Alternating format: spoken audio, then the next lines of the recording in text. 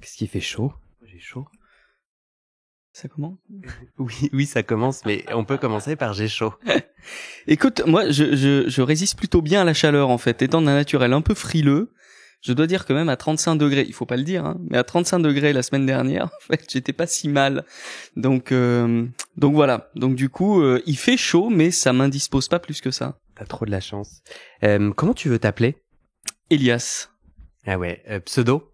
C'est un pseudo, oui. Oui, c'est mon pseudo de pornoboy sur Twitter, donc Elias, c'est très bien. C'est ton pseudo pornoboy. C'est quoi un pornoboy?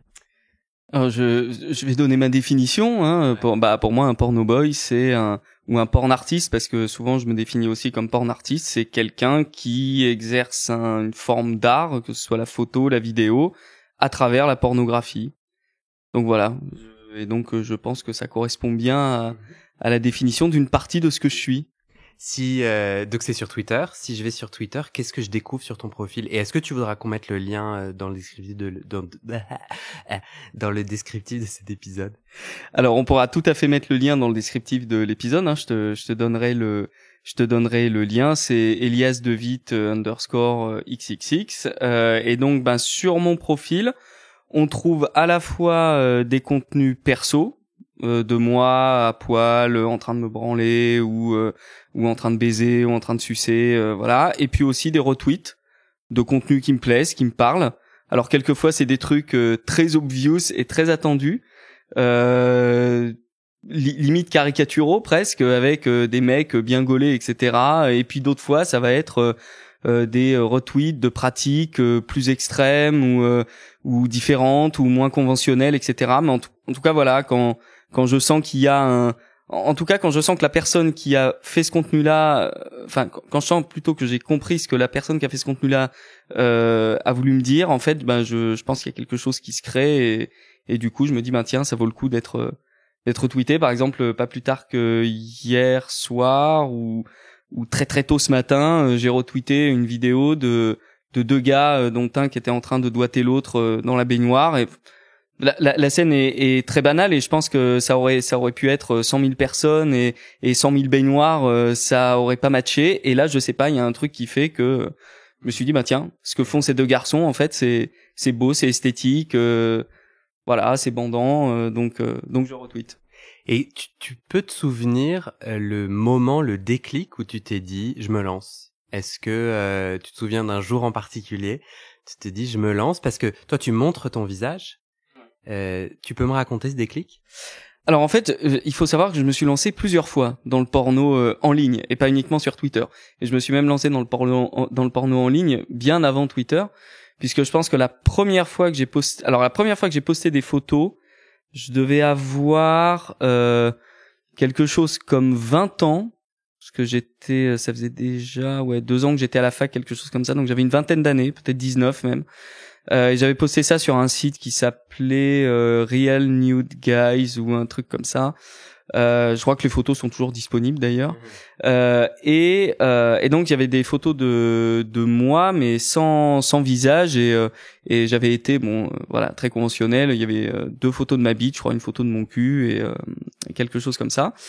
Et donc j'ai posté ça et le lendemain en arrivant à la fac, en fait, j'étais persuadé que tout le monde m'avait reconnu et que même sans la tête, enfin c'était un truc assez bizarre, mais voilà, ça correspondait je pense que ça correspondait à quelque chose que j'avais envie de faire.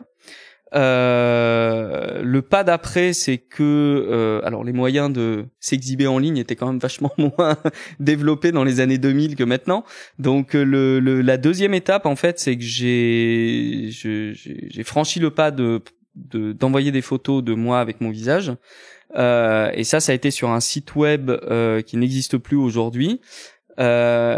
Et non seulement donc les photos ont été publiées, et en plus de ça, le webmaster, comme on disait à l'époque du site, a trouvé une des photos sympas et m'a proposé de me mettre en page d'accueil du site comme cover boy entre guillemets. Alors moi j'avais la vingtaine, là encore 21 ans peut-être, et j'étais tout fou parce que c'était évidemment très flatteur que la personne du coup qui voyait quand même passer un nombre de garçons assez incalculable me propose de faire ça.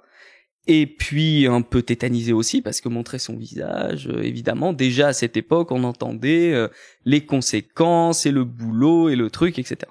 Et puis finalement, je lui ai dit oui. Donc c'est-à-dire que j'ai eu pendant quelques années, parce qu'en fait je pense que ça a duré 2-3 ans parce que le site a disparu, je sais pas pourquoi. Mais en tout cas voilà, donc ça c'était la première expérience, les premiers tâtonnements du cul en ligne et de l'exhibition en ligne. Et du porno en ligne du coup. La deuxième étape, ça a été, je pense, il y a peut-être en 2013 ou 2014, alors c'est il y a combien de temps ça, 8 ans, voilà, où j'ai créé un premier compte Twitter porno, mais je ne mettais pas mon visage. Et du coup, c'était très peu satisfaisant. C'est-à-dire que c'est là que je me suis aperçu qu'en fait, il y avait pas seulement juste la volonté de montrer sa bite, son sperme ou n'importe quoi dans cette zone-là géographique, mais il y avait en fait, je pense chez moi, une revendication d'affirmation qui passait par le sexe. Et donc le visage faisait forcément partie intégrante du délire artistique, si tant est que ce soit de l'art, en tout cas moi je considère que c'en est, mais voilà, mon message ne pouvait avoir un intérêt que parce que c'est moi qui le portais.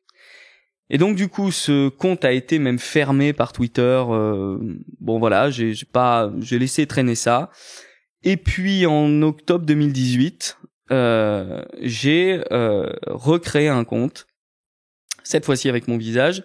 D'ailleurs la première photo, j'avais précisé voilà mon premier post sans emoji. Donc là pour le coup, on voyait tout. Et du coup, parce qu'avant tu cachais tes parties génitales avec une emoji. Non, mais par exemple, si je postais sur mon compte principal sur Twitter, en fait, il m'arrivait de faire des photos un peu marrantes ou autres où on comprenait clairement que j'étais à poil, mais je montrais pas le. Tu cachais avec une emoji. Cachais avec un emoji. Et du coup, donc en fait, j'ai créé ce compte en mode privé, c'est-à-dire que ça a été d'abord un compte verrouillé. Et puis là encore, c'était pas satisfaisant parce que il fallait être vu. Et donc, comme il fallait être vu, quand j'ai commencé à atteindre 300 ou 400 followers, je me suis dit, de toute façon, la cause est entendue, déloquons le compte. Et donc, ce qui fait qu'aujourd'hui, le compte est public. Alors, par contre, je fais pas le lien moi-même entre mon identité civile, entre guillemets, et cette identité de porn artiste sur Twitter. Du coup, si on fait une petite pause et que sur ton parcours de porn artiste, qu'est-ce que tu peux me raconter de toi sans parler de sexualité ? Alors de moi, tu es qui ? Alors de moi, sans parler de sexualité, je suis qui ? Je suis un scientifique, je suis un docteur en sciences, je suis un ingénieur, j'ai été un militant, je suis toujours un peu un militant aussi des droits LGBT. Voilà, j'ai organisé des marches des fiertés, j'ai organisé des manifestations en faveur du mariage pour tous. En fait, je sais pas si c'est un parcours banal, non, sans doute pas, puisque chacun a son propre parcours. Mais voilà, disons que on va dire que c'est un parcours peut-être sérieux et que le côté porn artiste est la partie moins sérieuse de moi-même, quoi. Parce que toi, tu penses que par rapport à ton accoutrement, parce qu'on peut dire pour les gens qui te voient pas, toi, t'as l'impression que ton accoutrement, ta carrière scientifique fait que personne n'imagine que sur Twitter t'es un porn artiste. Ah je pense que c'est possible, oui. Après chacun me juge et m'évalue comme il veut. Moi, je sais que je m'amuse souvent quand je suis dans des lieux publics à imaginer le contre-rôle complet des personnes que j'observe. Donc c'est-à-dire que ça m'amuse de voir quelqu'un en costume très bien mis qui est, si ça se trouve, dans le privé quelqu'un qui fait du drag par exemple, donc cette espèce d'opposition. Donc peut-être qu'il s'imagine des choses sur moi que j'imagine même pas, mais en tout cas je pense que la découverte pourrait être surprenante. Je ne suis pas sûr qu'on attende ça de moi en fait. Dans ta sexualité, est-ce que on peut prendre les emojis du podcast et tu peux me raconter donc une part de toi, c'est vivre ta sexualité publiquement, enfin comme une porn star, ou un porn artiste? On est star à partir d'un certain nombre d'abonnés, c'est ça? Je sais. Alors, j'étais justement en train de réfléchir à cette question que tu m'avais pas encore posée. Je sais pas du tout en fait si on est star à partir d'un certain nombre d'abonnés. Moi, ça me gêne star en fait. Voilà, je pense que parce que porn star en fait d'une certaine manière ça me positionnerait par rapport aux gens qui regardent. Et moi, je suis extrêmement égoïste et arrogant, et donc je me positionne par rapport à ce que je fais. Il pourrait y avoir 3 followers, ce serait la même chose. Je fais ma proposition. Mais d'une certaine manière, comme toi avec ton podcast, tu fais une proposition, t'es heureux de le faire, ça t'épanouit de le faire, et d'une certaine manière, s'il y a beaucoup de gens qui le suivent, c'est très bien, mais s'il y a moins de gens qui le suivent, en fait, la satisfaction, elle reste là parce que t'as fait ce que t'avais envie de faire. Moi, c'est pareil, je fais ce que j'ai envie de faire. Donc, porn artiste, ça me va très bien. Okay. Porn star, ça m'angoisserait un peu. Du coup, si on met cette part de côté, est-ce que tu peux me raconter ta sexualité, ces autres parts de sexualité, t'as différents emojis. Ouais. Toi, du coup, tu te sens actif, passif, les deux. Alors, pas de pénétration. Alors passif, avec ou sans pénétration. Alors passif sans pénétration, c'est toujours on rentre dans des trucs délicats, mais non, moi passif à 100%, ça c'est certain. Ta sexualité, tu la vis comment? Parce que avant qu'on continue dans les emojis, est-ce que t'es en couple? Est-ce que t'es pas en couple? Alors je suis en couple, non exclusif, c'est-à-dire que j'ai occasionnellement des partenaires qui ne sont pas mon copain, où on a des activités sexuelles nous deux, ou alors nous deux plus d'autres garçons exclusivement. Donc je suis gay à 100%. Et voilà, donc je suis attaché à la définition de non exclusif. Voilà, je m'inclus pas dans une logique de libre ou pas libre, de fermé, ouvert, qui crée des antonymes en fait qui sont pas heureux pour les personnes qui se les verraient affectées en fait. Donc c'est ton côté militant, ouais. Ouais, c'est mon côté militant, et puis mon côté surtout je suis pas prescripteur quoi, c'est-à-dire que la façon dont je vis ma sexualité, mon cul, la bite des autres, etc., ça me regarde moi en fait. Tu veux dire que quand toi tu t'identifies pas en couple libre parce que ça sous-entend que ceux qui ne sont pas ouverts sont pas libres, c'est-à-dire enfermés. Exactement. D'accord. Voilà. Okay. Et pas non plus de couple ouvert qui supposerait que les autres couples soient des couples fermés. Ouais. Et moi, je refuse de dire que une des deux personnes qui décident d'être ensemble exclusivement et de faire que ça, si elles sont heureuses comme ça, il m'appartient absolument pas de dire que eux sont fermés, quoi. Du coup, est-ce que tu veux choisir d'autres emojis qui caractérisent ta sexualité? Oui, alors après on donne au symbole le sens qu'on veut, non, c'est ça? Exact, et du coup c'est pour ça qu'il faut que tu mettes des mots. Exactement. Évidemment l'aubergine parce que la bite autant comme passif, c'est-à-dire à sucer ou à prendre dans le cul, ça me plaît beaucoup, et il se trouve que je suis un passif qui adore montrer sa bite. Donc sur Twitter par exemple, il y a énormément de posts de moi en érection, mi-molle, voilà. Et donc ce qui fait qu'il y a même des personnes qui me contactent en me demandant d'être l'actif, quoi. Donc, je suis obligé de les décevoir, mais du coup voilà, il y a ce paradoxe là. Tu sais pourquoi tu n'aimes pas être actif? C'est juste comme différents fruits, t'aimes pas les... Alors en fait non, c'est assez clair, et d'ailleurs j'en ai déjà parlé sur Twitter. Je suis plutôt assez précoce en fait, ou pas très endurant.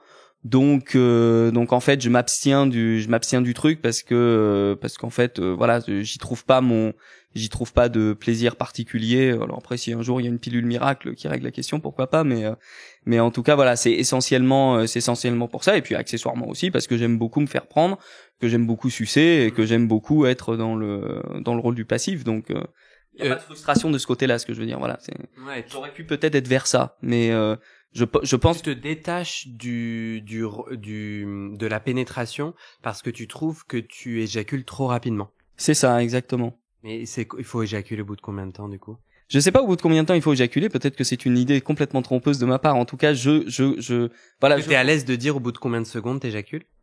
En fait, c'est très variable. Il y a des fois, il y a une fois, c'était dans j'ai oublié le nom, au dépôt. C'est un lieu parisien. C'est un lieu parisien, c'est une boîte à baisse parisienne en fait, et du coup on y a été invité parce qu'il y avait alors c'est les Pink X Awards, donc qui récompensent, c'est Pink TV qui organise cette cérémonie pour récompenser des acteurs porno. Donc j'avais des entrées, je dirais pas par quel biais parce que sinon ça m'identifierait trop. Et donc du coup, à la fin de la soirée, on l'a passé dans les backrooms. Et à un moment, je me suis assis à un endroit et puis je me suis fait sucer peut-être à la chaîne par 10 mecs et tout. Et j'ai pas éjaculé. Donc en fait, il y a sans doute peut-être aussi une appréhension. Je sais pas. En tout cas, c'est pas quelque chose. J'ai l'impression que je serais pas à la hauteur. J'ai l'impression que je serais peut-être moins décevant ou bon, peut-être même dans le meilleur des cas, comme passif plutôt que comme actif, quoi. Voilà. Et même dans ton couple intime, donc dans un espace où je présuppose que tu peux être plus facilement vulnérable ou dans ce couple-là, tu es aussi plus facilement passif que actif. Ah mais je suis passif et là je n'ai pas testé. Alors après, je sais pas si le fait de se faire sucer par exemple, c'est être actif, tu vois, je pose quand même actif passif beaucoup sous l'angle de la pénétration. Donc du coup, je sais pas trop comment je pourrais me définir par rapport à ça, mais que ce soit dans mon couple ou dans les relations que j'ai à l'extérieur du couple, non, je suis passif. La question se pose même pas en fait. Toi, tu te souviens de fois sexuelles ou d'où vient cette injonction?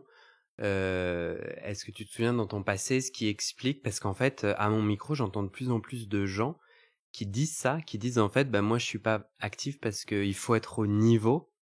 Et cette pression, c'est quoi? C'est des hommes avec qui t'as eu des rapports sexuels qui t'ont dit, hey Coco, ils te mettent à la Uber, tu vois, ils te mettent une mauvaise note à la fin. Non, je pense que c'est même encore pire que ça en fait. C'est pire que ça, c'est-à-dire que ça vient d'avant. C'est-à-dire que d'une certaine manière, même quand on prétend s'extraire complètement des injonctions sociales, parce que le porno et la représentation du couple gay ou du sexe gay dans le porno reste une injonction sociale, et du coup, moi je pense que j'ai été sensible à ça et que je suis encore indirectement sensible à ça. C'est-à-dire que j'ai eu des modèles de durée, alors qui sont complètement débiles parce qu'en plus de ça, tout le monde sait que c'est remonté, retravaillé, que les actes sexuels ne sont souvent pas dans leur longueur normale, en tout cas qu'il y a des en plus certains acteurs prennent des médicaments ou des choses comme ça, mais donc voilà, donc c'est complètement débile. Donc je pense que ça remonte à avant. Donc après c'est un travail d'intériorisation et peut-être aussi de lutte contre l'intériorisation. Maintenant peut-être que si tu me réinterviews dans 10 ans, je te dirais écoute, à force de travail sur moi, j'ai passé cette limite là et puis maintenant je suis 100% actif. J'ai des potes qui se sont construits comme 100% actifs parce que ça renvoyait aussi une forme de virilité et tout, et qui aujourd'hui prennent plaisir à ce que je leur mette des doigts dans le cul ou ce genre de choses, et choses qui auraient été impossibles il y a peut-être encore 4 ou 5 ans. Donc les gens évoluent. Tu dirais que tu fais un travail sur toi aujourd'hui pour aller à la rencontre de ta sexualité. Je pense déjà le fait du porn art sur Twitter, je pense est un élément important. Après, je pense que c'est un élément dans lequel je suis à l'aise parce que contre toute attente, je suis d'un naturel assez timide. J'ai pas les gens peuvent croire l'inverse, mais en fait, j'ai pas forcément énormément de facilité à aller aborder des gens, à aller tu vois, même sur Grindr. Souvent je sais pas quoi dire, ça met pas forcément à l'aise, et du coup ça je pense que c'est un bon outil pour moi justement pour explorer ce genre de choses, enfin explorer la sexualité, explorer des pratiques que j'ai pas l'habitude d'avoir. Ça c'est quoi, c'est Twitter? Oui, Twitter. Parce que concrètement, comme tu as un compte pornographique, les gens te contactent et disent viens, on fait cette pratique-là. C'est ça arrive. Et d'ailleurs, il y a la plupart des vidéos ou des projets que j'ai, c'est avec des gens que j'ai rencontrés ou que je rencontre sur Twitter. Et du coup aussi ce que je trouve assez sympathique là-dedans, c'est comme c'est souvent des porno boys ou des gens qui font du porno sur Twitter. En fait, il y a d'une certaine manière un respect que je trouve même pas forcément sur les applis de rencontre, ou je trouve, pour le coup, je trouve que le gay porn sur Twitter est une forme de safe place. En tout cas, de mon point de vue, moi, je m'y sens bien. Je m'y sens pas attaqué et je dois dire que c'est assez agréable en fait d'exercer entre guillemets, mais dans ce contexte-là, quoi. Voilà. Avant qu'on retourne sur ton, enfin, moi j'ai d'autres questions sur ton côté porn boy, bien sûr. J'essaye de retrouver les emojis, les revoilà. On finit les emojis. Ouais, toi, juste il y a 10 minutes, tu disais le rôle de passif. Ça a fait tilt dans ma tête. Pour toi, c'est un rôle d'être passif ou c'est juste moi qui fais de la branlette sur un terme? Je sais pas. Pour moi, passif, c'est t'es pénétré. Ce n'est pas, c'est une action en fait. C'est le fait d'être pénétré. Donc en changeant les mots, est-ce que t'aimes pénétrer ou être pénétré? Oui, voilà. Donc moi, je préfère être pénétré. Et après, est-ce qu'il y a un rôle de passif? Est-ce que toi, tu incarnes quelque chose, genre le passif soumis ou le power bottom? Est-ce qu'il y a, comment toi, tu te fais pénétrer? Bah écoute, j'ai dû le dire tellement naturellement que je vais avoir du mal à lutter contre contre le truc. Bah je sais pas, j'ai peut-être dit une connerie d'abord et puis ensuite non, parce que quand j'ai dit le rôle de passif, c'est-à-dire que voilà, mais ça renvoie à ce que je disais sur le fait, par exemple, quand on suce, est-ce qu'on est forcément passif, tu vois, je sais pas, j'ai plutôt ce qu'on catégorise comme attitude sexuelle d'une personne passive, quoi. Mais effectivement, oui, en fait, il y a souvent cette histoire de domination-soumission en couche. Est-ce que toi, c'est quelque chose qui t'excite et ou qui existe dans ta sexualité? Alors non, voilà, moi je suis ni dominé ni dominant. J'ai essayé les deux avec un succès très très relatif. Donc je me suis dit que c'était vraiment pas pour moi. Après là encore, il y a des gens qui trouvent leur compte là-dedans dans ce genre de pratique. Moi, j'ai aucun problème avec ça, évidemment. Mais c'est vrai que me concernant, moi, voilà, j'ai une anecdote. Il y a peut-être 1 an ou 2 sur Twitter, il y a un gars qui me contacte, qui je veux être ta chienne soumise, machin et tout. Dis-moi quoi faire. Bon, alors, j'ai été pris un peu au dépourvu. Après, voulant être plaisant malgré tout, je dis c'était un garçon qui était charpentier. Enfin, il était ouvrier charpentier. Et je lui lâche, bah écoute, sors ta bite sur le toit, machin et tout. Et il me dit ah non, je peux pas faire ça. Je dis bah écoute, qu'est-ce que tu fous là? Donc du coup, tu lui as demandé de prendre une photo de lui avec son sexe dehors, voilà, tandis qu'il travaillait la charpente. Exactement. Et du coup, il m'a répondu non. Alors moi, j'ai pas insisté. De toute façon, j'ai pas voulu être trop oppressant. Mais du coup, c'est vrai que je me suis retrouvé extrêmement dépourvu et démuni face à ça. Donc c'est pas du tout pour moi, quoi. Voilà. C'est pas dans ton narratif ou ton rhétorique de. C'est ça.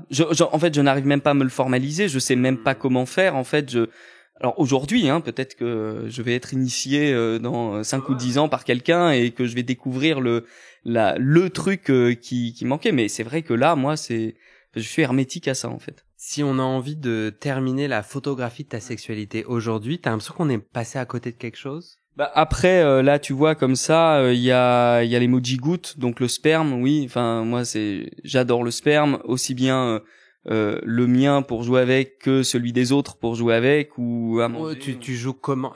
Tu joues comment avec? Tu manges? Oui, mange ou je lèche les gouttes qui restent ou même sur une branlette, tu vois, je vais avoir tendance à essayer de jouer la performance pour faire une vidéo. Donc moi je classe ça dans le jeu en fait. C'est bah voilà, qu'est-ce qu'on peut faire avec selon les individus, c'est 5 ou 10 G qui arrivent et qui pourraient partir n'importe où et voilà quoi. Donc du coup le sperme, en tout cas c'est quelque chose qui me parle. J'ai vu qu'il y avait les chaînes aussi. Bon bah là les chaînes c'est je dirais si je mélange les chaînes et le cadenas, peut-être tout ce qui est chasteté, cache de chasteté, etc. que je pratique aussi. Alors avant que j'avais une question sur le sperme, du coup est-ce que tu peux me raconter une fois sexuelle sur Twitter ou pas particulière qui t'a marqué autour du sperme, quelque chose que tu as fait avec le sperme? Tu disais c'est comme une performance, tu pensais à quelque chose en particulier? Ouais, en fait une fois je rentrais du sport par exemple et bon, j'étais à la maison avant d'aller à la douche et tout, et puis bon, je bandais, donc je me suis dit, voilà, j'ai commencé à me branler, et je me suis dit, tiens, j'ai filmé Iné Jacques, et en fait, il se trouve que le machin a duré 3 plombes, donc puis j'ai fait un magnifique ralenti, la vidéo a eu un succès pas possible, et du coup, moi j'ai trouvé ça plutôt marrant et enthousiasmant parce que voilà, je trouve, ça peut sembler con, mais je trouvais juste formidable d'avoir 2 minutes 20, puisque les vidéos sont limitées à 2 minutes 20 sur Twitter, 2 minutes 20 de sperme qui gicle de ma bite, quoi. Voilà, donc j'ai trouvé ça très épanouissant en fait. Du coup, toi, t'as du plaisir. En fait, ce qui te procure du plaisir, c'est tu te masturbes et comme il y a la caméra et qu'on voit ton visage, ça accentue ton excitation. Alors c'est quand même très paradoxal, et c'est bien que tu rajoutes ça parce que ça doit être une des rares vidéos que j'ai postées depuis 2018, donc ça fait bientôt 4 ans que le compte existe, où on ne voit pas mon visage en plus. Donc alors là, je sais pas ce qui s'est les astres étaient alignés, je sais pas ce qui s'est passé, mais en tout cas non, ouais, il y a pendant ça t'excite qu'il y ait la caméra. Non, mais il y a un plaisir évident à l'exhibition, c'est-à-dire que voilà, moi tu peux pas faire ça sur Twitter ou ailleurs d'ailleurs sans être exhibe. Pas exhibe le satire qui passe devant les écoles avec l'impair et qui montre son zizi à tout le monde, mais il y a forcément une volonté de se montrer, quoi. Après s'il y a pas de volonté de se montrer, tu fais pas ça. Tu le fais aussi dans des parcs ou dans des lieux entre adultes de façon pas illégale ou presque, mais ça t'excite d'avoir des rapports sexuels dehors et de pouvoir être surpris? Alors, il m'est arrivé de le faire dehors. Je le fais de moins en moins. Je sais pas pourquoi. Je trouve ça assez excitant. Je pense que les occasions se présentent pas. Et puis voilà, il y a quand même aussi en contrepartie de tout ça, la vie professionnelle, bon voilà, j'ai pas 100% du temps pour faire du cul non plus, donc voilà. Et puis j'ai aussi d'autres projets perso qui sont très très éloignés de ça et qui m'occupent du temps. Et je pense que ma question c'était, est-ce que cette fibre exhibitionniste que tu masturbes sur Twitter, est-ce que tu la masturbes ailleurs aussi? Est-ce que l'exhibitionnisme c'est le même ressenti, la même joie d'être vu, où il y a une spécificité au nombre de likes et de retweets sur Twitter? Non, alors effectivement, j'ai mal. Parce que tu as dit la vidéo a eu grand succès. Oui, alors il y a ça. Après, j'ai mal répondu à la première partie de ta question. Effectivement, oui, je l'ai fait dehors, je le fais dehors de temps en temps. Simplement, j'insistais sur le fait que je le faisais moins dehors, mais pas parce que ça m'attirait moins, mais voilà, le fait est que c'est moins dehors. Il y a pas longtemps, j'étais dans un hôtel. Bon, j'en ai profité pour aller faire des saloperies dans l'escalier de service, qui avait en plus le bon goût de donner directement sur l'extérieur. Donc c'était plutôt marrant. Tu as été vu ou pas? Alors je sais pas si j'ai été vu. Il y a des gens qui sont passés. Il se trouve que c'était assez haut. C'était assez en hauteur. Donc, mais j'ai vu des gens passer. Oui. Donc du coup c'est marrant, c'est le piment du truc. Après tu vois, voilà, je l'ai pas fait en frontal des gens. Donc et ça aussi c'est quelque chose moi qui me dérange un peu dans certaines pratiques exhibitionnistes, c'est que on peut pas imposer ça aux gens qui passent. Ça me gêne beaucoup quand je vois des vidéos par exemple de gens qui font ça au milieu d'un parc en plein jour où il y a potentiellement des gamins ou même des adultes qui ont absolument pas payé pour voir ce genre de choses. Et donc du coup, je pense qu'il y a des îlots pour le faire. Et ces îlots, c'est je suis dehors, je pourrais être vu, mais les chances sont tellement minces qu'en fait ça va déranger personne et je vais pouvoir me faire plaisir avec ça, quoi. Et donc c'est aussi quelque chose que j'essaye de m'imposer évidemment, parce que je peux comprendre aussi évidemment que on marche dans la rue, on voit quelqu'un en train de se branler, bon, je suis pas sûr que ce soit hyper fair de faire ce genre de pratique. J'ai oublié la deuxième partie de ta question. T'inquiète, c'est pas grave. On finit le portrait. Tu parlais de cadenas et de chaînes. Ouais, de chasteté, voilà, mais ça c'est domination-soumission, non? Non, alors c'est de la chasteté que je pratique moi. J'ai la clé. Donc je me l'impose à moi-même. C'est-à-dire que ça reste d'une certaine manière une pratique individuelle, même si je la fais avec d'autres garçons, mais c'est moi le maître, c'est moi le dominant et le dominé. Donc, de toi-même. Exactement, de moi-même. Et du coup, alors moi je trouve ça intéressant parce qu'en fait ça repositionne le plaisir masculin dans autre chose que la bite, en fait. Et l'éjaculation. Et l'éjaculation. Alors l'éjaculation, oui et non, parce qu'en fait j'ai aucun problème à éjaculer même sans bander avec des cages ou voilà. Mais du coup je trouve que ça repositionne vraiment le plaisir masculin sur autre chose que cette quête du virilisme, de la bite la plus grosse, la plus longue, le plus machin, la plus veineuse, tout ce que tu veux. Là, en fait, t'es obligé de faire sans. Et si tu veux jouir, si tu veux prendre du plaisir, t'es obligé de faire sans. Donc il y a d'autres trucs qui marchent, le massage du périnée, un bon toucher rectal, voilà. Donc même une bonne sodomie, il y a plein de trucs qui permettent en fait de prendre du plaisir. Et je trouve ça justement très intéressant de faire ça et de s'ouvrir finalement à autre chose que le modèle imposé de la pénétration, le plaisir. Et en dehors de ça, il y a rien. Ou la masturbation pour les garçons, le plaisir, et en dehors de ça, il y a rien. Ou l'éjaculation, le plaisir, et en dehors de ça, il y a rien. Et typiquement, il y a des fois où même sans cage, par exemple, je vais rester plusieurs semaines, quelquefois plus d'un mois, sans jouir, en faisant du edging. Je sais pas s'il faut que je définisse le terme. Vas-y. Le edging, en fait, c'est une masturbation, mais qui s'arrête juste avant l'éjaculation. Et donc l'idée, c'est d'aller jusqu'à la limite et de ne pas éjaculer. Et donc souvent une séance de edging, ça peut durer quelques heures.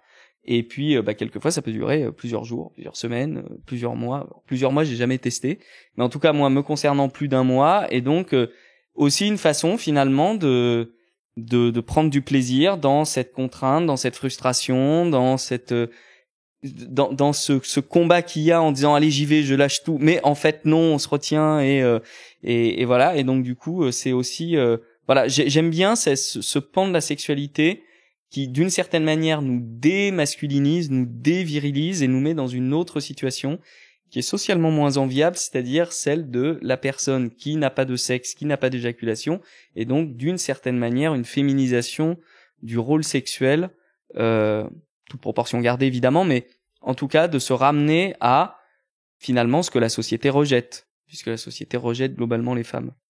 Du coup, toi, dans ta sexualité et ta recherche d'épanouissement, ça te sert à quoi d'essayer de déconstruire? En quoi c'est important pour toi d'être moins dans un rôle viriliste? En fait, moi, de mon point de vue, je le fais parce que j'y trouve du plaisir. Donc en fait, je ne sais même pas si j'ai mon moi militant et politisé dirait que oui, probablement que j'ai voulu essayer ça parce que j'avais une volonté de déconstruire peut-être un certain nombre de choses me concernant. Mais le fait que je continue, c'est parce que j'y prends du plaisir et que ça me plaît. Voilà. Enfin, franchement, ça m'emmerderait ou j'y prendrais pas de plaisir, j'arrêterais, quoi. Voilà. Tu dirais que t'es épanoui aujourd'hui? La question du podcast, c'est comment devenir sexuellement épanoui? Je dirais que ponctuellement, je suis sans doute épanoui. Enfin, voilà, je suis épanoui sans doute parce que aujourd'hui ça va bien, que je suis content de faire ce que je fais et que quand je baise ça se passe bien et voilà. Donc après, est-ce que je suis le plus épanoui que je puisse être? Ça, je ne sais pas, parce que peut-être que dans quelques mois, quelques années, je reviendrai là encore en disant j'étais passé à côté de ça et alors là maintenant je suis vachement épanoui et tout. Et si ça se trouve, peut-être qu'encore dans 20 ans il y aura autre chose. Donc voilà. En tout cas, moi ce que je vois, c'est que je suis heureux en ce moment dans ma sexualité. Je suis heureux de la vivre de la façon dont je la vis. Et donc je pense que ça vaut épanouissement. Voilà. Est-ce que je vais te proposer un préjugé après avoir entendu ton histoire ou une partie, et tu vas me dire, tu veux ton verre d'eau? Non, c'est bon. Et tu vas me dire, je suis une vieille personne. Tu as quel âge? J'ai 40 ans depuis une semaine, depuis le 13 juin, donc une semaine et quelques, non? C'est ça, oui, c'est ça, 10 jours. Donc l'interprétation que je veux te donner, j'ai cru comprendre que te montrer publiquement aux autres avec ton voyage, non, ton visage, a été un voyage pour t'aider à te valider toi. Est-ce que t'es d'accord? Et Et si tu l'es pas, en fait, ma question sous-jacente, c'est qu'est-ce que, au-delà du plaisir, est-ce que tu comprends pourquoi si t'es sur Twitter à montrer ta sexualité? Alors, sur la première chose que t'as dit, mais à 100%. Moi, je considère sur le fait sur le fait que, alors je sais plus exactement comment t'avais tourné ta question. Validé ou pas. Donc ça voilà, veut dire que si t'avais reçu une pluie d'insultes en disant ton corps ne correspond, enfin tu es moche, ça aurait fait le contraire. En fait, je pense qu'effectivement, j'aurais reçu une pluie de tu es moche, tu sers à rien. Je l'aurais mal vécu. En fait, la réalité des choses, c'est que personne n'est moche. Alors ça peut paraître bateau ce que je dis, et peut-être un peu mièvre, mais la réalité des choses, c'est quand on voit la diversité des followers de comptes porno sur Twitter, quand on voit la diversité des pratiques porno sur Twitter, la diversité des gens, des individus, des histoires, des origines géographiques, sociales, tout ça, en fait, on plaît à des gens. Et ce que j'ai trouvé vraiment construisant pour moi, c'est que j'ai découvert que, en fait, on pouvait être loin des canons absolus des coverboys de têtu ou des fantasmes des fantasmes de l'imaginaire masculin, etc. En fait, on plaît à des gens. Et on plaît à énormément de gens. Et moi, j'ai grandi dans les années 80, enfin, fait mon adolescence plutôt dans les années 90, mon enfance dans les années 80. J'ai vécu l'arrivée d'Internet. J'ai grandi dans un monde où les gays n'existaient pas, où quand les gays existaient, c'est parce qu'ils avaient le sida. Donc quand on a 13 ou 14 ans, c'est vachement bien pour se positionner dans sa future vie, de se dire qu'on est potentiellement quelqu'un qui va avoir le sida. Voilà, c'est ça qu'on entend tout le temps. Les modèles de sexualité gay pendant toute une partie, parce que j'ai commencé ma vie sexuelle gay assez tard. Enfin, je dis assez tard, je sais pas, j'avais peut-être 25, 26 ans. Donc assez tard, en fait, au moment où je suis sorti du placard et tout. Et en fait, les modèles de sexualité gay que j'avais, c'était le porno. Donc des bites pas possibles, des corps, on a l'impression qu'ils sont taillés dans le marbre avant de monter enfin avant de monter, c'est le cas de le dire, en plateau et tout. Et tu peux m'expliquer en quoi tu corresponds pas au canon pour les gens qui te voient pas? Ah bah alors en quoi je corresponds pas au canon? Je suis pas très grand. Combien? Je mesure 1m68 je crois au dernier recensement. Je suis un peu musclé, mais je suis pas non plus musclé au sens dessiné. Voilà, j'ai un peu de gras. J'ai pas une bite énorme, hein, j'ai une bite qui fait 15 cm, donc on est vraiment sur du moyenné très basique, très standard. Et du coup d'apparence, voilà, je pense pas avoir un visage, je pense pas avoir un visage repoussant, mais je pense pas avoir un visage qui soit exactement dans les canons du top modèle. Voilà, donc et là j'en parle avec des contractions, parce que d'une certaine manière il y a une partie de ma vie derrière moi, que j'ai vécu des choses et que globalement ça va bien. Mais enfin franchement, je te jure que quand on a 16, 17, 18 ou 20 ans même, qu'on se construit et qu'en plus de ça on n'a aucun modèle dans la vraie vie, sinon les modèles de magazines ou de porno ou autres, en fait c'est pas évident de se dire qu'on vaut quelque chose, quoi. Et donc du coup moi j'ai commencé, en fait, avant même de poster des photos en ligne, donc au tout début, ce que je racontais au début du podcast, j'ai commencé à faire des visios ou des choses comme ça. Il y avait un peu déjà ce genre de choses. Des webcams. Voilà, des webcams ou des trucs comme ça. Et du coup, tu faisais, c'est-à-dire, tu te connectais avec d'autres hommes et vous touchiez. Voilà, c'est ça. C'était avec d'autres mecs, et puis masturbation, des choses comme ça. Et en fait, mais même ça, d'avoir des gens qui te disent oh t'es super excitant, j'adore tes tétons, j'adore tes machins, et en fait c'est salvateur, mais vraiment, parce que en fait voilà, nous, enfin je dis nous, mais les gays à l'époque, ou les gays de mon âge, ou même pour ceux qui sont encore plus vieux, je pense que c'était encore plus difficile. Toi, ça t'a libéré, ouais, Twitter. Ça m'a libéré. En fait, ça, dans les débuts des années 2000, même de commencer à poster des photos, ça a déjà commencé à me libérer. Et puis, je dirais que, en fait, le Twitter de maintenant, c'est pas la libération, c'est le kiff. C'est-à-dire que c'est la partie, je me suis libéré et maintenant, je parle au monde. Voilà. Et ça, c'est super cool. Et par contre, effectivement, au début, les petites photos sur les sites dont je parlais au début de l'interview, le premier compte Twitter, je pense que c'était effectivement le côté, j'ai besoin d'une certaine manière qu'on me dise t'es beau, quoi. Voilà. Ou t'es excitant, ou ce que tu fais nous plaît. J'ai l'impression qu'il y a le boss final de ton jeu vidéo, ça pourrait être de réunifier le toi, docteur en sciences, ton LinkedIn avec ton compte Twitter, quoi. En tout cas, je pense que tu as plusieurs identités et pas uniquement une pro et une porno, mais en tout cas, est-ce que tu as l'impression que ça pourrait être le boss final de connecter, moins de réunifier, de connecter tes différentes identités et de faire un dernier coming out de ta diversité, multiplicité, incluant aussi de la pornographie? Alors en fait, oui et non. Oui, parce que dans un monde idéal, je considère qu'on peut être un très bon porn artiste et un très bon scientifique, et que on peut avoir des choses à apporter au monde différentes, même qui semblent antinomiques, sans que l'une affecte l'autre et réciproquement.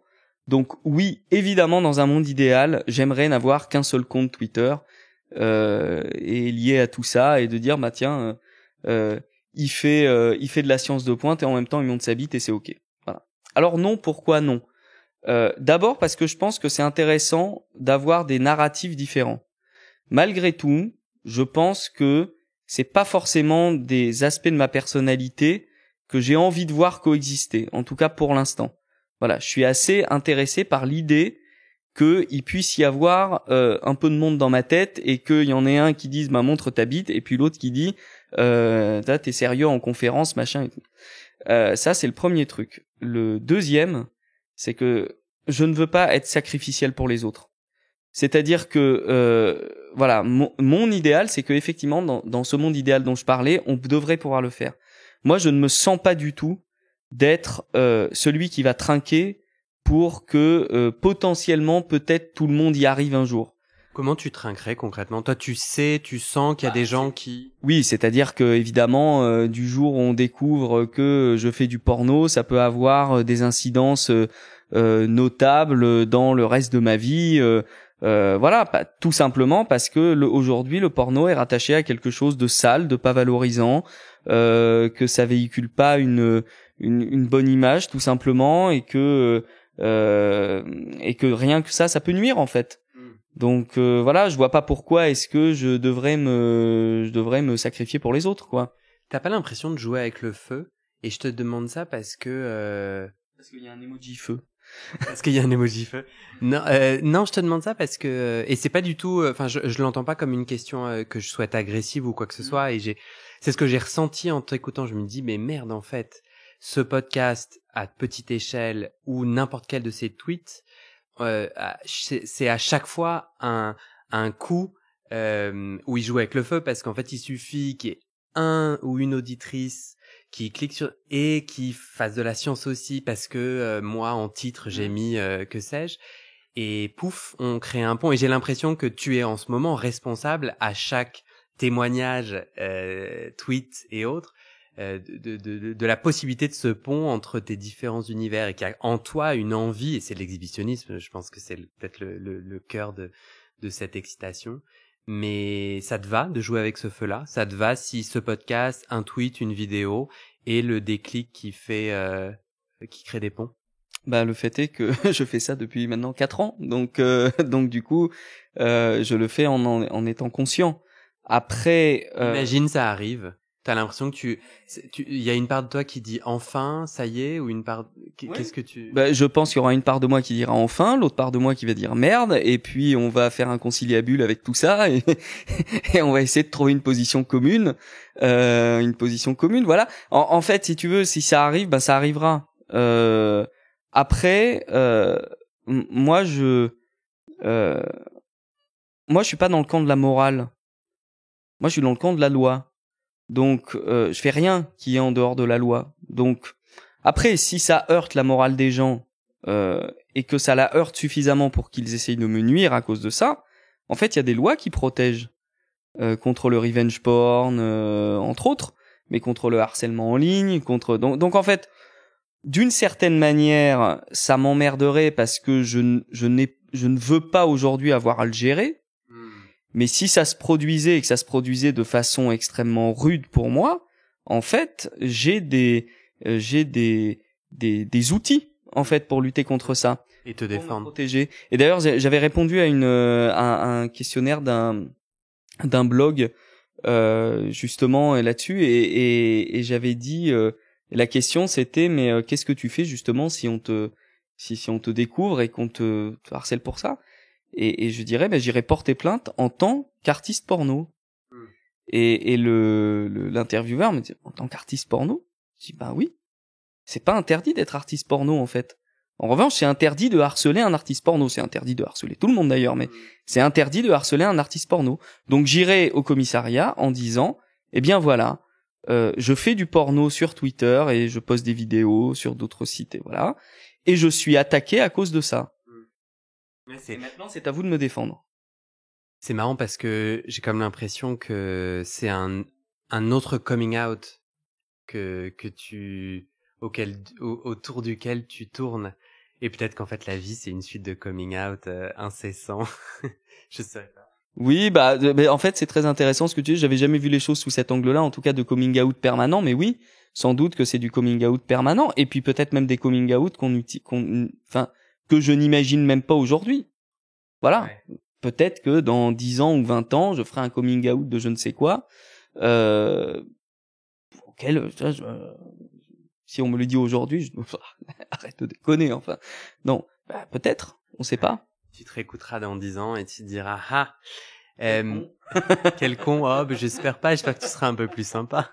Je suis assez dur avec le mois passé, en fait. Ah ouais? Oui, c'est quelque chose,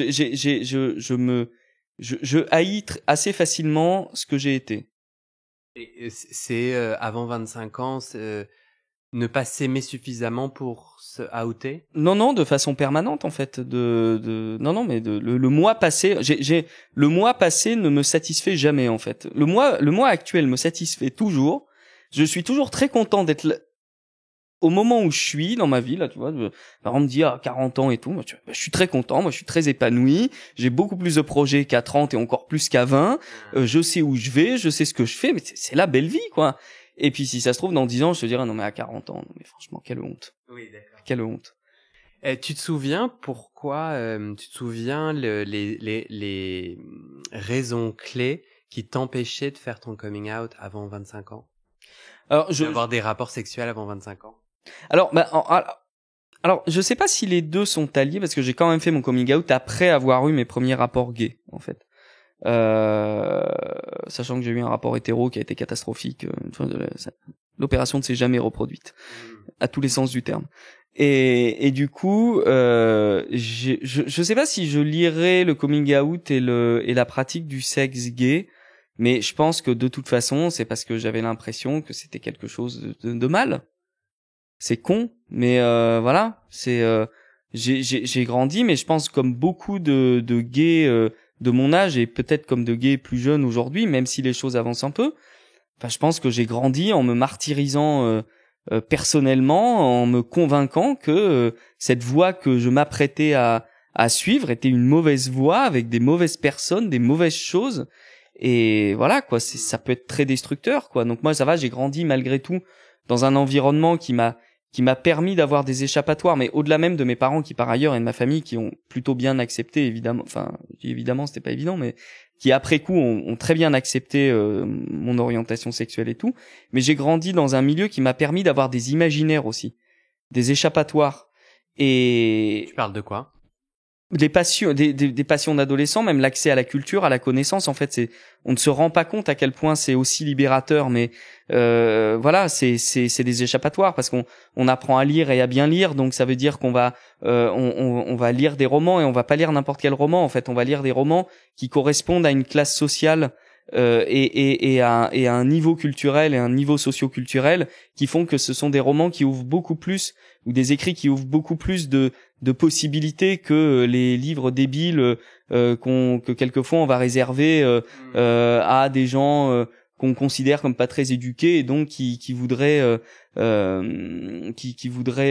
dont on se dit bon bah de toute façon on peut bien leur écrire des conneries, ça leur ira très bien. Je fais une petite parenthèse, mais il y a cette vidéo un peu connue de Lina avec un jeune homme dans les années 50 qui critique le livre de poche en disant que il croit à l'aristocratie des lecteurs et les gens se foutent beaucoup de sa gueule évidemment parce que c'est risible objectivement, mais la réalité c'est qu'il y a une aristocratie des lecteurs et une aristocratie des imaginaires en fait. Et toi, du coup, ce que je comprends, c'est que t'as grandi dans un milieu plus populaire, c'est ça? Non, j'ai grandi dans un milieu, non, au contraire, beaucoup plus bourgeois et donc dans lequel j'ai eu la possibilité d'avoir une ouverture de mes horizons. Et chose qui existe beaucoup moins dans les milieux très populaires où les gens sont contraints d'une certaine manière par un système social. Mais là, le révolutionnaire se surimprime au porn artiste. C'est marrant parce que dans les deux cas, dans tes deux coming out, dans ton chemin de coming out, souvent la culture émancipe, parce qu'en fait Twitter. Moi, mon intuition en t'écoutant, c'est que t'es encore, toutes nos vies, hein, je crois ça c'est vraiment un jugement, une opinion, mais toutes nos vies, on est en coming out de qui on est, que ça soit sexuellement ou autre. Et ouais, j'ai l'intuition que là, il y a pas mal des barrières qui t'empêchaient d'être homosexuel. Quand je t'entendais, j'entendais les mêmes qui t'empêchent d'être tout ton toi. Et je serais très curieux en effet dans 2 ans ou dans je sais pas combien de temps refaire un épisode pour savoir où t'en es par rapport à ça. Et je crois que peut-être moi mon jugement, et j'aimerais te faire réagir là-dessus avant de te demander ton mot de la fin. Mon jugement, ça serait toi t'es ok qu'on te vole ton coming out. Je le formule de façon assez clivant, mais qu'en gros si tu continues à poster, il y a peut-être un jour quelqu'un qui va t'imposer le jour, la date de ce fameux conciliabule entre tes tout toi. Moi, je crois que j'aurais envie de le contrôler et puis j'aurais envie de le décider, pas toi? Je sais pas, je sais pas trop répondre à cette question. Je sais que en tout cas, moi, j'ai jamais été confronté à ça, donc forcément, ma réponse vaut pas forcément grand chose. Je sais que ça peut être une épreuve extrêmement douloureuse pour les personnes qui le subissent, cet outing ou en tout cas, effectivement, on est dépossédé un petit peu de ça. Je sais pas. Je sais pas en fait. J'ai pas l'impression que ce soit suffisamment, en tout cas que le porno soit un élément suffisamment constitutif de ma personne, profondément, pour que j'attache autant d'importance, par exemple, à un outing de porno ou quelqu'un qui m'aurait outé en tant que gay. Je pense que enfin voilà, gay me semble être une identité qui est beaucoup plus prégnante pour moi. Acteur porno ou porn artiste, moi je le prends vraiment comme un side en fait. C'est un truc que je fais parce que ça m'amuse de le faire. Je me construis pas là-dedans. Okay.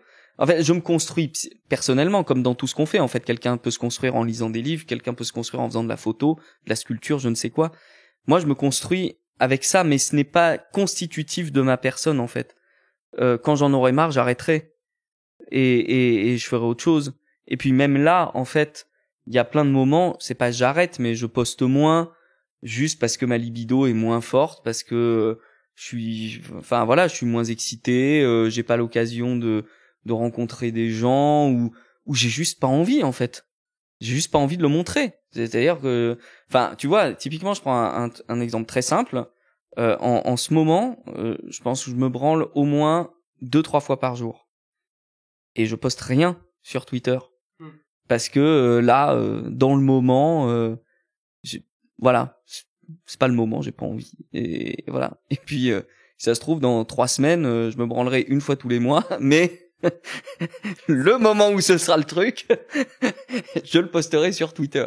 Et donc du coup, c'est pour ça que moi ce sera pas un outing, ce sera je pense que si quelqu'un, parce que je sais ce qui se passera, c'est-à-dire que si ça sort, ça sortira pour de mauvaises raisons. Ça sortira pas en disant regardez ce que fait Elias, ou quelqu'un aura trouvé mon vrai prénom, Mais regardez ce que fait Elias, c'est vachement cool. Non, quand ça sortira, ce sera pour dire regardez, il fait aussi du porno. Avec tout le cortège de saloperies que ça peut drainer. Et donc du coup, en fait, ce sera même pas, j'aurais même pas à répondre ben oui, c'est vrai. En fait, non, ce sera faux. Ce que diront les gens de ce que je fais sera faux. Si quelqu'un dit que je suis gay, je peux pas dire que c'est faux. C'est vrai. Par contre, si quelqu'un dit que je suis une saloperie d'acteur porno, en fait, ce sera faux parce que moi, je suis très fier de faire ce que je fais. Et je suis très fier aussi de contribuer en me montrant moi à ce que des gens, se montrent, à ce que des gens aillent mieux, à ce que des gens voient quelqu'un de lambda se branler devant eux, enfin quand je dis devant eux, mais devant eux sur les réseaux sociaux par écran interposé, mais en tout cas se disent ben voilà, ce mec banal, il a l'air bien et du coup ça c'est pour le coup au-delà de l'exhibition qui qui me satisfait moi, quand j'ai reçois des messages de gens qui me disent j'aimerais essayer, j'ose pas trop, quel conseil aurais-tu à donner, ou quand je poste quand je retweet, alors quand c'est moi qui l'ai fait, ou quand je retweet des pratiques qui sont cornerisées, et que je me dis que ça contribue aussi à ouvrir un imaginaire à plein de gens qui sont enfermés peut-être dans un truc, qui ont envie de gueuler et de dire j'ai envie de me faire pisser dessus,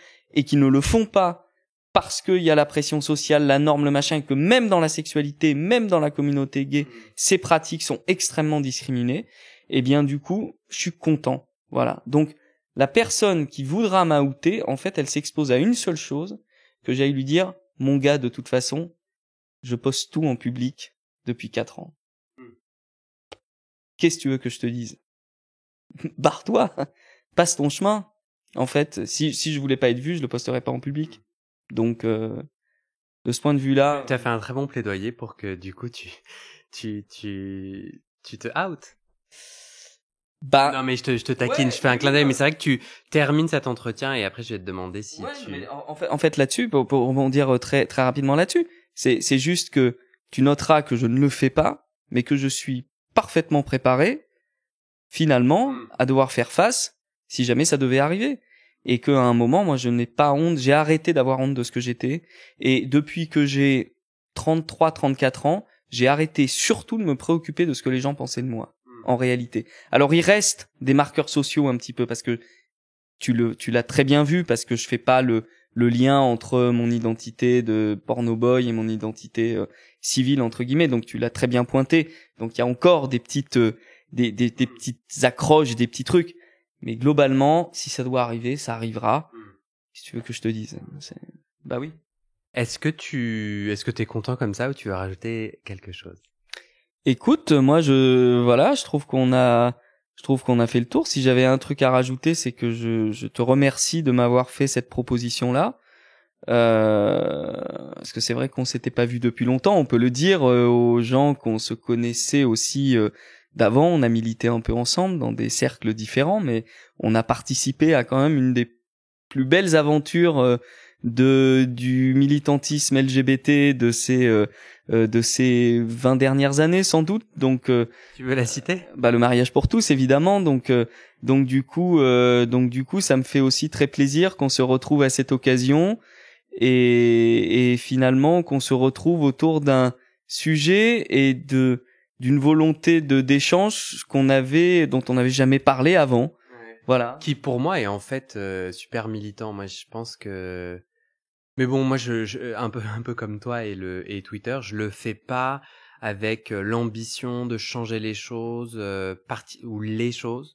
Je crois que je me nourris et d'ailleurs si les auditeurs et les auditrices veulent moi, je reçois rarement des messages mais ils me nourrissent beaucoup et s'ils veulent le faire, faites-le, de gens qui me disent ce que moi ces podcasts font pour moi.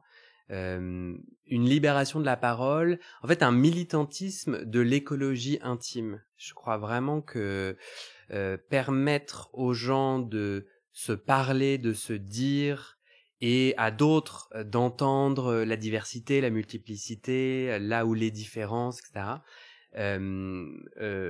est quelque chose de profondément épanouissant. Voilà. Et donc moi je trouve que c'est assez militant, ouais. Avant j'étais dans une militance plus on va changer les lois, on va changer les règles et on va changer les autres. Et me suis maintenant plus mis dans un militantisme. On sait pas, ça veut rien dire, militance. Ouais. Militance. Ouais, de soi avec soi, de comment moi je m'ouvre et tout, et de ton entretien là, de ton témoignage, je me connecte beaucoup. Je sens la puissance des interdits sociaux, ou tu as des normes sur moi, sur ma sexualité, sur la tienne, tu l'as mis en mots. Et c'est pour ça que je fais ce podcast, c'est que j'ai l'impression qu'en mettant des mots, en dessinant, tu vois, moi ça m'a vraiment frappé quand tu dis eh bien puisque j'éjacule en pas assez de secondes, alors je me retire de cet espace de jeu. Ça m'a frappé parce que je pourrais dire la même chose certainement sur plein de pratiques. Donc voilà. En tout cas, merci pour ton témoignage. Tu veux rajouter un truc? Ouais, mais d'ailleurs justement la question des pratiques et du rejet d'une forme d'empowerment personnel, en fait, elles sont très nombreuses ces pratiques-là et aujourd'hui se faire pisser dessus, prendre du sperme de 5 personnes différentes en même moment, ou je sais pas, se faire fouetter, ou enfin tout un tas de choses qui sont qui sont objectivement rejetées, y compris par nos communautés, parce qu'il y a malgré tout cette volonté de normalisation aussi qui s'imprime. Et donc du coup, je suis tout à fait d'accord avec toi sur l'idée qu'il faut aussi amener les personnes en tant qu'individus à s'émanciper de cette règle sociale. La loi, c'est utile. Effectivement, ça protège quand il y a un problème. Mais moi, je suis très attaché à l'idée qu'il faut aussi, d'une certaine manière, devenir un peu des combattants individuels et apprendre surtout à être en mesure d'envoyer chier les autres. Voilà, mon mot de la fin, c'est qu'il faut tous qu'on apprenne à envoyer chier les autres.